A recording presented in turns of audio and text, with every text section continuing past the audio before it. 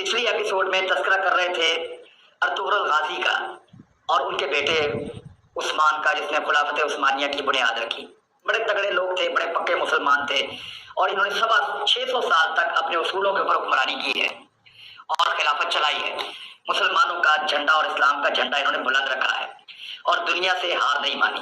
بہت ساری جنگیں لڑی ہیں، بہت سارے علاقے فتح کیے ہیں اور اسلام کو بے شمار علاقوں تک پھیلایا ہے۔ لیکن اس کے بعد پھر زوال آیا، زوال لمبا ہوتا چلا گیا اور 100 سال کے بعد اب وہ معاہدہ ختم ہونے جا رہا ہے جس کو معاہدہ لاؤزان کہتے ہیں۔ یہ معاہدہ کیا تھا؟ جب عثمانیہ خلافت کا خاتمہ ہوتا ہے تو برطانیہ اپنے حلیفوں کے ساتھ مل کر مجبور کرتا ہے ترکی کو کہ وہ اپنی باؤنڈری میں بند ہو جائے، اور 5 شرائط رکھتا ہے۔ وہ 5 شرائط آج بھی فرانس کے اندر موجود ہیں۔ وہاں پہ ان کے پاس ایک جگہ پہ وہ انہوں نے وہ فرینچ کے اندر وہ لکھا ہوا ہے معاہدہ، وہ انہوں نے سنبھال کے رکھا ہوا ہے۔ اس معاہدے کے اندر جو اہم چیزیں ہیں 5 ہیں، میں آپ کے سامنے رکھتا ہوں۔ نمبر 1، خلافت عثمانیہ ختم کر دی جائے گی۔ اس کے جانشینوں کو بعد میں قتل کیا گیا، ان کو غائب کیا گیا، ان کو جلا وطن کیا گیا اور ان کے اثاثے ضبط کر لیے گئے۔ اور ان کے اثاثے جب ضبط کیے گئے تو 3 بڑے اعظموں کے اندر بے شمار مال و دولت تھا، بہت ساری جائیداد تھی جو ساری برطانیہ اور اس کے اتحادیوں کے پاس چلی گئی۔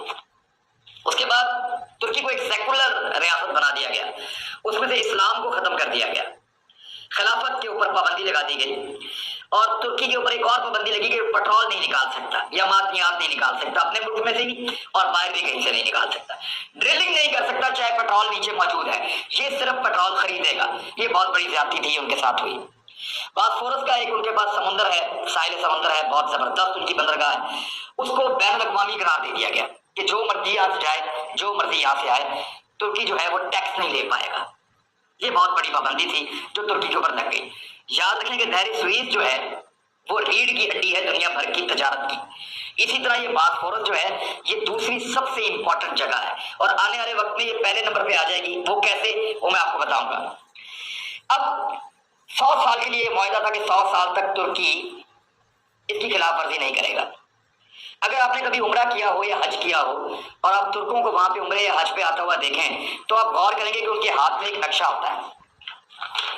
عموماً ترکوں کے ہاتھ میں ایک نقشہ ہوتا ہے کیونکہ انہوں نے بہت عرصے تک حجاز مقدس کے اوپر جو ہے وہ اپنی ذمہ داری ادا کی ہے، مدینہ منورہ اور مکہ معظمہ میں آنے والے لوگوں کی میزبانی کی ہے، اور ان کو اتنا زیادہ اس کے ساتھ لگاؤ اور انس ہے کہ وہاں جب بھی سعودی عرب کوئی نقشے میں تبدیلی کرتا ہے تو ان کے معاہدے کے مطابق وہ ایک ایک پتھر اور ایک ایک اینٹ اٹھا کر وہاں واپس لے جاتے ہیں اپنے ملک میں۔ وہاں پہ بہت بڑا ٹاپ کاپی میوزیم ہے جو استنبول کے اندر ہے، اگر کبھی آپ کو موقع ملے تو آپ اس کو جا کر دیکھیں۔ آپ سارا دن بھی گھومیں تو آپ اس کو نہیں دیکھ سکتے۔ وہاں پہ انہوں نے تمام چیزیں پہنچائی ہیں تاکہ ان کے لوگوں کو یاد رہے کہ اللہ تعالیٰ نے خانہ کعبہ اور مسجد نبوی کی میزبانی کی ذمہ داری ان کے پاس 650 سال تک رکھی ہے۔ وہاں جب ترک جاتے ہیں تو ان کے پاس نقشے ہوتے ہیں، ان کو ایگزیکٹلی پتا ہے کہ کس صحابی کا گھر کہاں ہے۔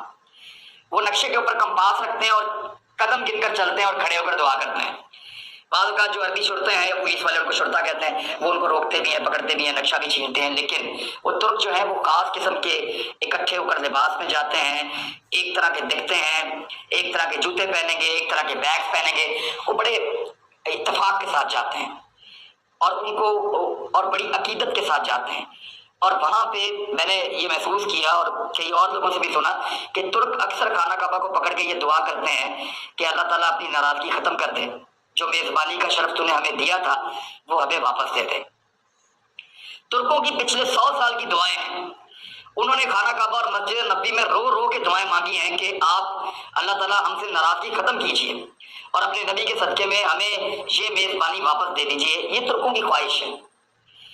اب یہ ذمہ داری اس وقت آل سعود کے پاس ہے جو سعودی عرب کے بادشاہ ہیں، جو وہاں کے حکمران ہیں، لیکن ترک یہ کہتے ہیں کہ یہ ذمہ داری ہم سے چھین لی گئی تھی اور ہمیں اس بات کا شدید افسوس اور دکھ ہے۔